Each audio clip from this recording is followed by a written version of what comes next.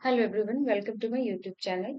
तो आज का जो हमारा टॉपिक है वो है discontinuity at an interior point. अभी तक हम लोगों ने देखा कि डिसकंटिन्यूटी इंटरवल के लेफ्ट इन पॉइंट पे, राइट इन पॉइंट पे अगर फंक्शन डिसकंटिन्यूअस है तो उसके पॉसिबिलिटीज देखे। अभी हम लोग देखेंगे कि इंटीरियर पॉइंट पे फंक्शन डिसकंटिन्यूअस है तो कैसे कैसे हो सकते हैं। ओके, तो ये कोई इंटरवल हमने ए बी ले लिया है। Okay, and x not interior point है तो इस पे फंक्शन की डिसकंटिन्यूटी देखेंगे। Let x naught be the interior point of the interval d subset of R and let fx be continuous on ax naught and x naught b। इसका मतलब क्या हुआ कि फंक्शन a से x naught यहाँ से यहाँ तक कंटिन्यूस है, यहाँ से यहाँ तक भी कंटिन्यूस है, but discontinuous at x naught, only x naught पे डिसकंटिन्यूस है। तो यही देखेंगे कि इंटीरियर पॉइंट में फंक्शन डिसकंटिन्यूस है तो किस किस टाइप के होंगे। ओके, तो फर्स्ट जो केसेस है, फर्स्ट ऐसा हो सकता है कि LHL और RHL दोनों एग्जिस्ट करे बट इक्वल ना हो। Okay, that means limit x tending to x not minus x tending to x not minus मतलब LHL and fx and limit x tending to x not plus RHL fx both are exist। okay, both exist but not equal, both exist but are not equal। तो first तो possibility ये है कि दोनों LHL और RHL exist करे and equal ना हो। मतलब कैसा बनेगा, ये कुछ ऐसा होगा कि मान लो ये डोमेन है हमारे पास D, इसके इंटीरियर पॉइंट x नोट है एंड ये जो है A एंड B। ओके, तो किस टाइप को LHL और RHL एग्जिस्ट करता है इस पॉइंट पे। तो मान लो कि LHL यहाँ पे गया कहीं पे, LHL एंड RHL जो है वो यहाँ पे आया। ठीक है, RHL यहाँ पे ऐसे आया, RHL तो दोनों एग्जिस्ट करे बट इक्वल नहीं है। यहाँ इसके बीच की में इतना गैप है तो फंक्शन कंटिन्यूस कैसे होगा। तो इस टाइप का केसेस बन रहा होगा। ओके, तो इस टाइप के केसेस में हम लोग क्या कर सकते हैं कि फंक्शन को कंटिन्यूस नहीं बनाया जा सकता। Function can not be made continuous at x note because इसके बीच में इतना गैप है। ओके, तो इस गैप को कैसे कम करेंगे, LHL एंड RHL इक्वल नहीं है, इसके बीच में इतने बड़े गैप है तो ये गैप कम कैसे होगा। तो that's why any choice of x not मतलब फंक्शन की कोई सी भी वैल्यू के लिए, फंक्शन की किसी भी वैल्यू के लिए, फंक्शन की वैल्यू एक्स नोट पे any choice of f x naught can not make function continuous at x note. Okay, so इसीलिए यहाँ पे क्या हो गया कि एफ एक्स नोट डिफाइंड है या फिर नहीं है कोई मैटर नहीं करता ये बात। Okay, so this type of discontinuity is called jump discontinuity and non removable discontinuity. Okay, इस डिसकंटिन्यूटी को हम रिमूव नहीं कर सकते हैं। ठीक है, और इसे बोलते हैं jump discontinuity. this discontinuity this discontinuity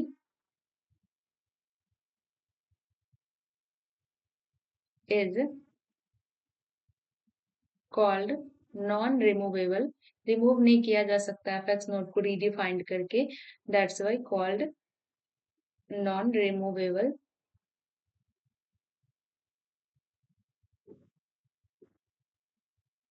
non removable and also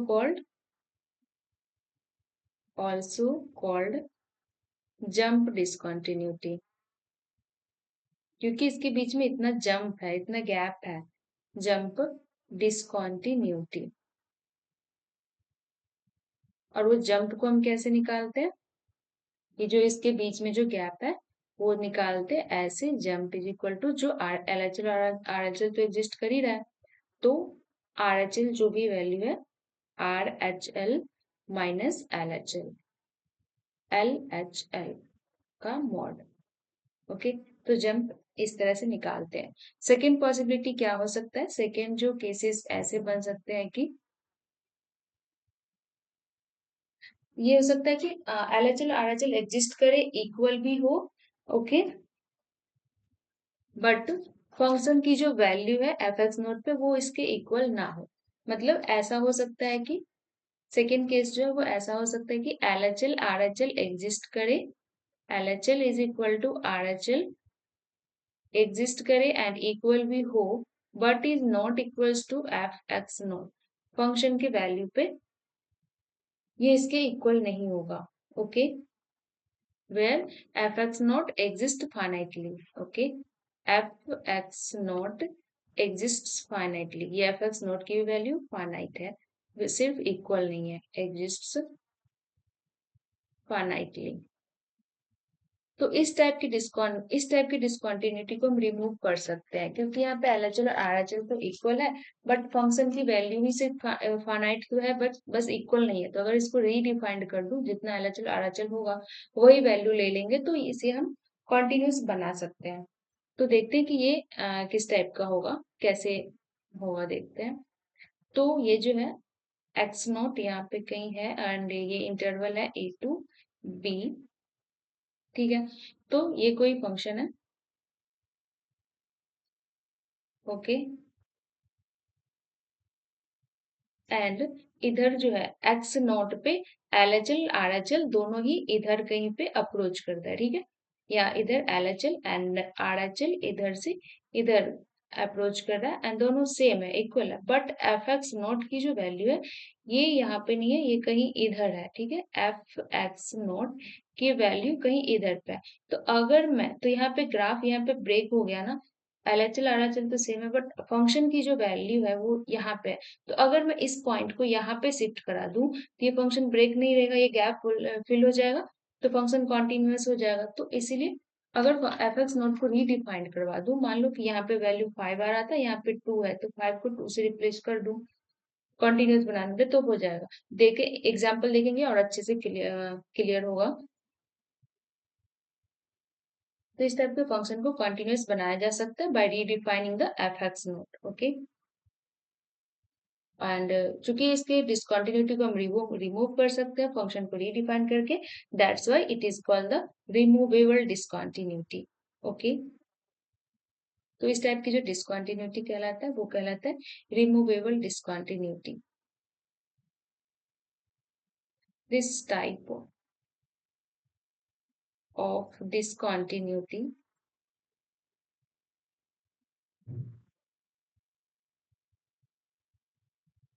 is called removable discontinuity.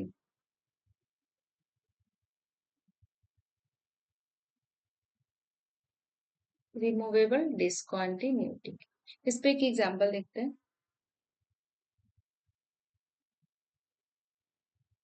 ऐसा हमारे पास फंक्शन है f x is equal to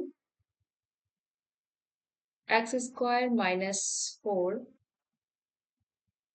divided by x minus 2 when x is not equals to 2 and 5 है when x is equal to 2। Okay, and over जो ये function defined है ये 0 से इंफिनिटी में। ओके, x बिलोंग्स टू 0 से infinity. तो 2 पे हमें इस फंक्शन की कॉन्टिन्यूटी को देखना है। ठीक है, तो 2 पे जो है इस फंक्शन की क्या है continuity, L H L R H L H L is equal to R H L, दोनों पे अगर इस फंक्शन के लिमिट को इवेल्युएट करूं तो ये 4 ही आएगा। कैसे, limit x tending to 2, direct यहाँ पे निकालते तो इसको ऐसे लिख सकते हैं x minus 2 into x plus 2, right, and divided by x minus 2, cancel out हो गया, एंड 2 to 4। तो इस तरह से ये L H L R H L निकालेंगे तो ऐसा ही आएगा।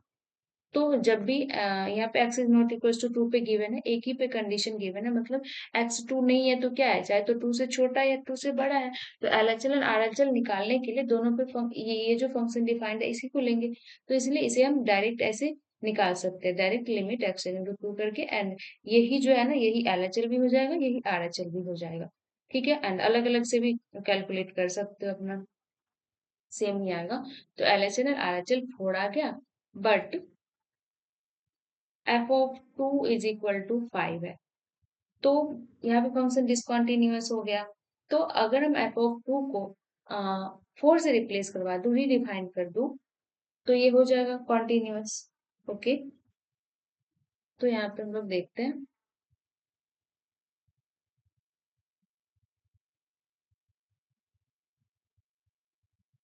तो ये कितना हो जाएगा 10।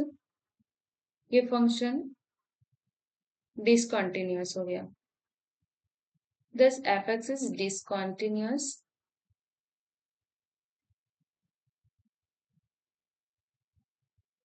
at x is equal to 2. At x is equal to 2 पे फंक्शन डिसकंटिन्यूअस हो गया। But if we take if we take f of 2 is equal to 4, अगर हम f of 2 को 4 ले लूं तो फंक्शन की डिसकंटिन्यूटी को हम रिमूव कर सकते हैं। Okay, we can remove the discontinuity of the function.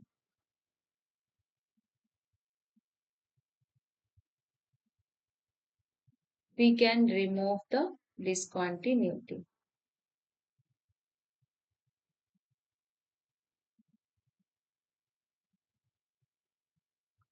Okay, तो ये हो गया।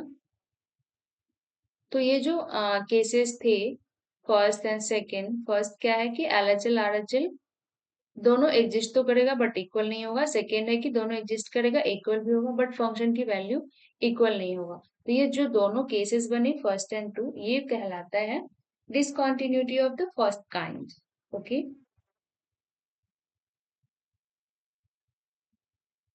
तो इसको लिख लेते हैं, discontinuity of the first kind. ये जो केस वन था, case one and case two में जो भी डिसकंटिन्यूटी की हमने डिस्कशन किया, तो ये जो कहलाता है, जहाँ पे भी एलएचएल आरएचएल दोनों एग्जिस्ट करे तो वो फर्स्ट काइंड में आ जाता है। ठीक है, आर सच दैट, यहाँ पे क्या है, LHL and RHL both exist, LHL and RHL both exist. ठीक है, एलएचएल आरएचएल दोनों एग्जिस्ट करता है, तो such discontinuity, such discontinuity are called, such discontinuities are called simple discontinuity या फिर simple discontinuity या फिर बोलेंगे फर्स्ट काइंड या फिर first kind discontinuity, first kind discontinuity.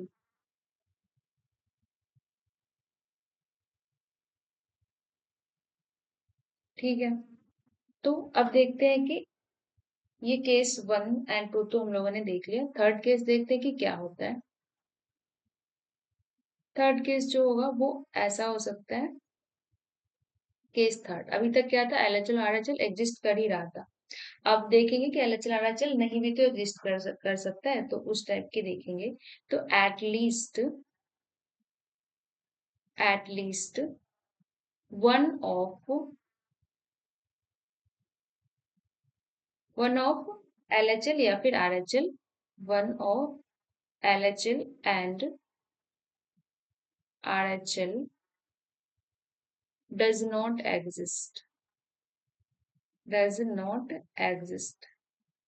ठीक है, at least one, at least one of the LHL and RHL does not exist. That means कि एलएचएल और आरएचएल में से कम एक तो ऐसा होगा कि वो एग्जिस्ट नहीं करेगा, और ऐसा भी हो सकता है कि दोनों ही एग्जिस्ट ना करे।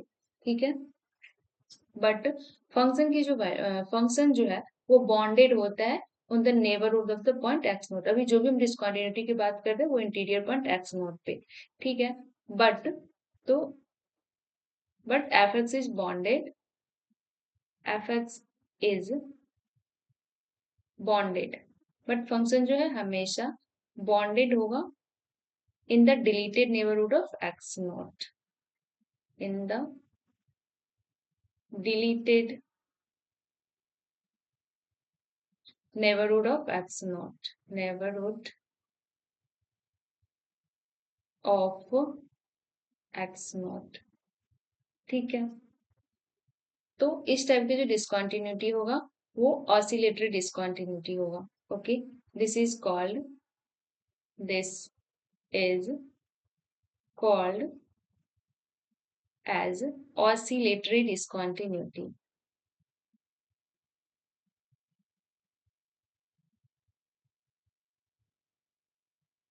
ऑसिलेटरी डिसकंटिन्यूटी, ठीक है।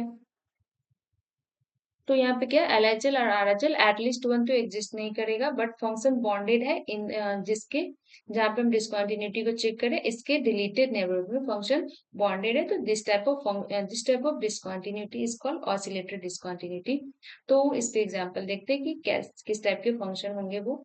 Late f(x) is equal to, ऐसा है कोई फंक्शन की sin 1/x, sin 1/x when x is not equals to 0, ठीक है, एंड 0 है when x is equal to 0। तो यहाँ पे LHL और RHL तो पता ही है कि यहाँ पे एग्जिस्ट नहीं करता है, ठीक है। यहाँ पे क्या है LHL RHL, अगर मैं निकालने जाऊं LHL तो क्या हो जाएगा, limit x tending to 0 minus sine 1/x, ठीक है, साइन 1/x एंड साइन 1/0 क्या होता है, साइन 1/0 साइन इन्फिनिटी, मतलब ये कोई भी एक फिक्स्ड वैल्यू नहीं देगा, इसकी जो वैल्यू है वो प्लस माइनस वन के बीच में ऑसिलेट करता रहेगा, ठीक है, ऑसिलेट करता रहेगा। तो साइन तो हमेशा एग्जिस्ट नहीं कर रहा है ना, LHL RHL एग्जिस्ट नहीं कर रहा है, बट ये जो साइन एक्स साइन फंक्शन तो हमेशा बॉन्डेड होता है -1 से +1 के बीच में, ठीक है। तो देखते हैं इसकी ग्राफ कैसा होगा। तो यहाँ से हमें क्या मिला कि LHL एंड RHL दोनों ही क्या है, डज नॉट एग्जिस्ट, LHL और RHL दोनों एग्जिस्ट नहीं कर रहा है, बट फंक्शन जो है साइन एक्स फंक्शन तो बॉन्डेड होता है हमेशा, तो 0 के नेबरहुड में भी बॉन्डेड होगा, less than or equals to 1 for all x belonging to R के लिए ये फंक्शन बॉन्डेड हो गया। तो ये कौन सी डिसकंटिन्यूटी हो गया, ऑसिलेटरी डिसकंटिन्यूटी। और such type of discontinuity are non removable. Okay, तो यहाँ पे एग्जिस्ट ही नहीं कर रहा है तो नॉन रिमूव कैसे कर सकते हैं। ओके, सो इसकी ग्राफ देख लेते कि कैसा होगा। साइन 1/x का x, तो यहाँ पे 0 के रिलेटेड नेबरहुड 0 में ये तो ऑसिलेट करेगा -1 से 1 के बीच में, ठीक है। तो ये कुछ ऐसा होगा, ये 0 के नेबरहुड में ऐसे ऐसे -1 से +1 के बीच में ऑसिलेट करता रहेगा।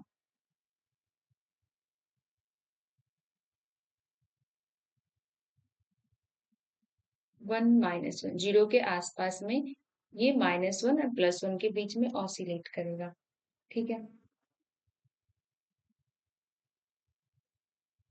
एंड अब जो है एक केस 4 क्या हो सकता है, केस 4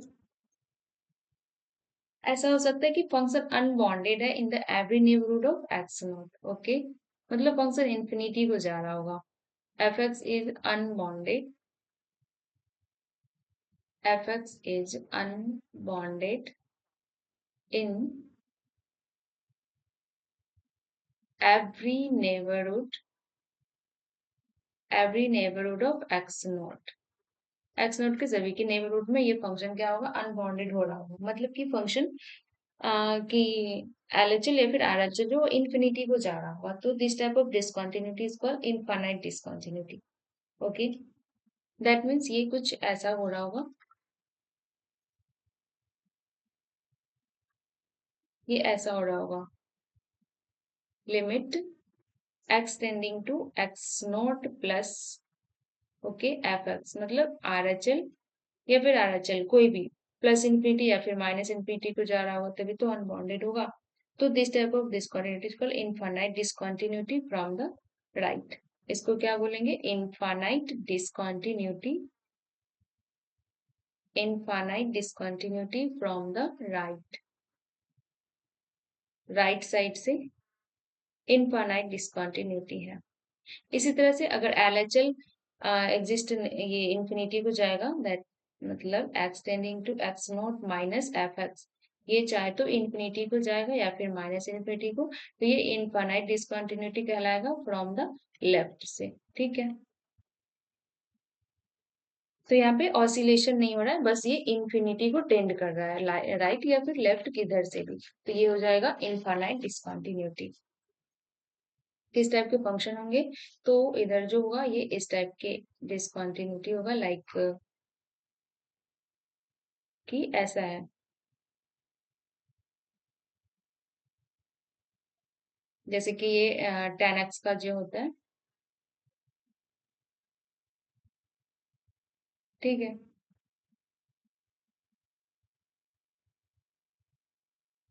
ये इस टाइप का ग्राफ होगा। तो यहाँ पे ये क्या हो रहा है, जब जीरो, इधर ये फंक्शन, यहाँ पे जीरो है, इधर ये फंक्शन कहाँ पे जा रहा है, प्लस इन्फिनिटी को टेंड कर रहा है, और इधर ये यहाँ पे इस पॉइंट पे, ये जो tan x का ग्राफ है, तो ये कहाँ पे जाता है, पाई/2 पे ना, तो पाई/2 माइनस के, पाई/2 से थोड़े से कम पे ये फंक्शन प्लस इन्फिनिटी को जा रहा है, एंड पाई/2 प्लस पे ये फंक्शन इधर माइनस इन्फिनिटी को जा रहा है। तो ये जो यहाँ पे x नॉट कौन सा पॉइंट हो गया, पाई/2, तो यहाँ पे इनफाइनाइट डिसकंटिन्यूटी हो गया। यहाँ पे क्या हो गया, infinite discontinuity, infinite discontinuity is from left से, ठीक है, and here infinite discontinuity from right से, तो इस टाइप के होंगे यहाँ पे। ठीक है, अब एक जो और केस बनता है वो ऐसा होता है कि अभी तक जो ये थर्ड वाला केस था, इसमें ऑसिलेशन था टू फाइनाइट वैल्यू के बीच में, अभी एक इनफाइनाइट ऑसिलेशन हो जाएगा, उस टाइप के केसेस बन जाएंगे। केस 5 ऐसा होगा, ऐसा हो सकता है कि फंक्शन अनबॉन्डेड तो है एंड ऑसिलेट करता है between minus infinity and plus infinity के बीच में, ठीक है, if f(x) is unbounded,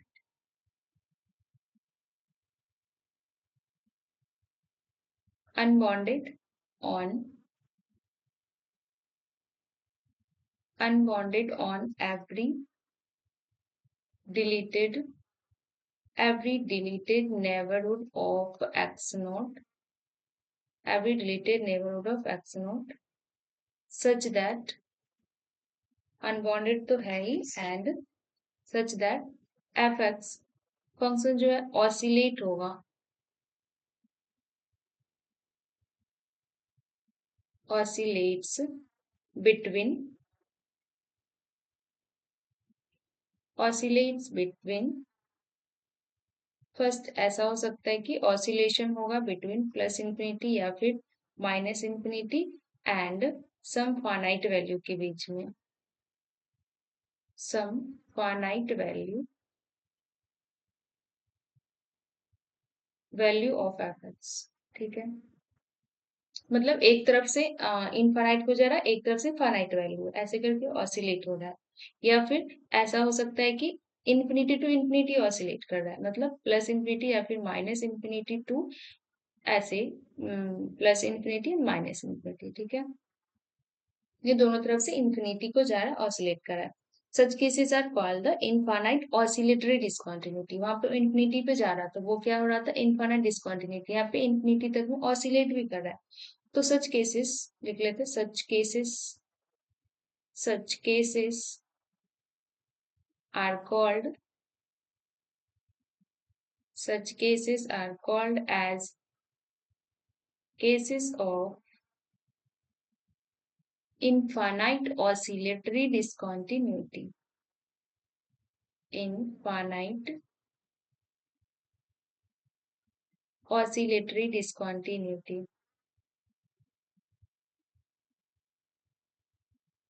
infinite oscillatory discontinuity, ठीक है, तो देख लेते हैं इसके, ये क्या है, एग्जाम्पल देखते हैं कि मान लो कि फंक्शन हमारे पास ऐसा है, यहाँ पे f(x) is equal to 1/x and sine 1/x, तो जीरो के आसपास देखते हैं,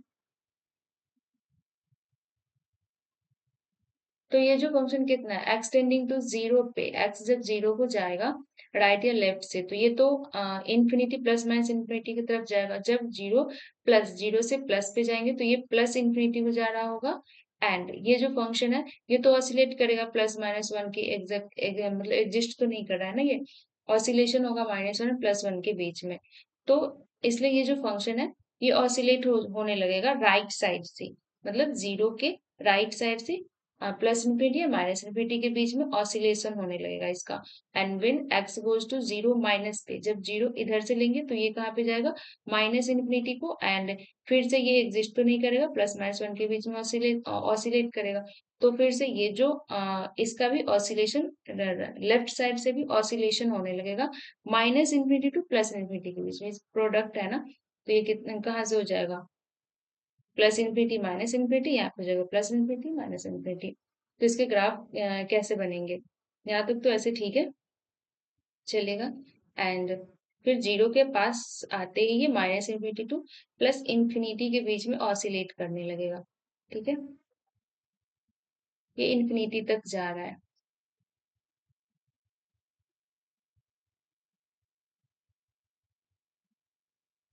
ये कुछ इस टाइप का होगा, इन्फिनिटी पे जा रहा है ऊपर भी और नीचे से भी इन्फिनिटी को टेंड कर रहा है, बस जीरो के आसपास में।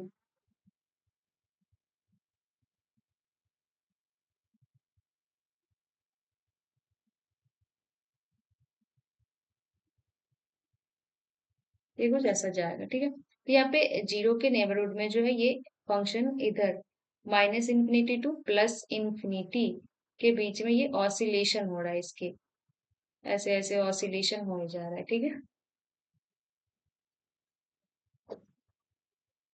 तो यही थे हमारे डिसकंटिन्यूटी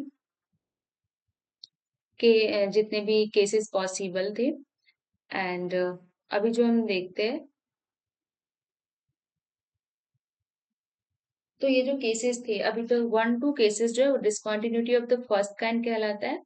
एंड ये जो थर्ड केसेस था जहाँ पे एलएचएल आरएचएल एग्जिस्ट नहीं कर रहा, एग्जिस्ट जो भी करेगा, एग्जिस्ट एलएचएल आरएचएल दोनों एग्जिस्ट करेगा तभी वो फर्स्ट काइंड में। एंड ये जो case three four and five ये जो है वो डिस्कॉन सेकेंड काइंड डिसकंटिन्यूटी कहलाता है, ठीक है। Case three four and five, ये जो केसेस आते हैं वो आते हैं discontinuity of the second kind,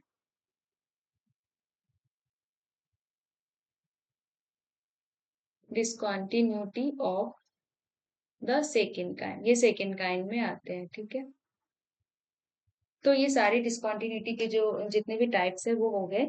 तो नेक्स्ट वीडियो में हम देखेंगे कि और भी उस पे प्रॉब्लम्स एंड कुछ प्रॉपर्टी देखेंगे कंटिन्यूटी के, एंड जो इम्पोर्टेंस थ्योरम है, बोलजानो थ्योरम एंड आईवीटी, ये सब देखेंगे। ओके, तो आज के लिए इतना ही, मिलते हैं नेक्स्ट वीडियो में।